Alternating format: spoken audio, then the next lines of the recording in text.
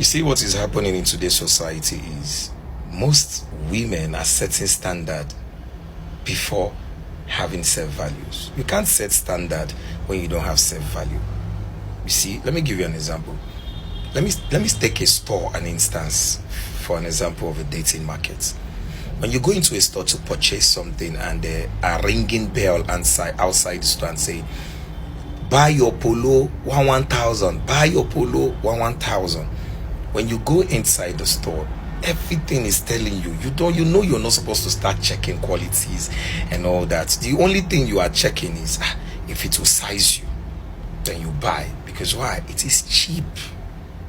But when it becomes expensive, when they say buy polo for 20,000 or 30,000, nobody is ringing the bell outside, and the t-shirt is worth like 100k plus. When you go inside to purchase such, you see it. First of all, you want to understand the value behind that product. First, you start with the service. How are they render you service? If they're not render you good service, you provoke, you vex, and you leave. When you see it, they serve you good service because they understand that values come first before standard. They'll pop up a bottle of champagne for you, turn small for you, you drink. They'll tell you, oh, this is the Louis Vuitton store. This one is the Pachena Couture. They will speak the French language. I like it. It's very interesting. They'll say, okay, this one is like $500, this one is $200. You know, you'll be checking them out. You ask yourself, why is it that expensive? Oh, it's made from Italian fabrics, the best tailors styles this clothes in Italy. They will give you the contents why that t-shirt is very expensive and has that standard because of the value that backed it up. Abi? Exactly.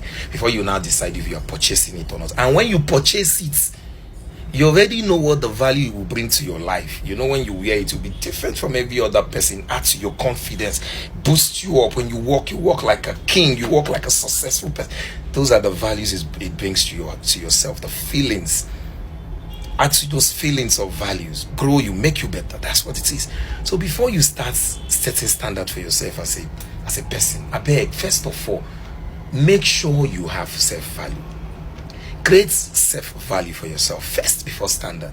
Because when you create this standard and people come and say, okay, these are your standards, right? Oh, first date you must go to so fancy restaurant and all these things. The man wants to understand, why am I doing all these things? What are you bringing into my life? What are you adding to it? What am I gaining from all? What will I gain? What is the end point gain from all these things I'm doing?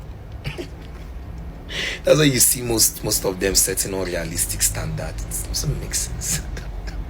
So because you don't wear one fine cloth, take picture of a quarter and so doesn't mean you now have standard. No, it's a lifestyle you cannot sustain. You can't. So don't stop setting standard on living on other people's income. Always live your truth. Always live your truth.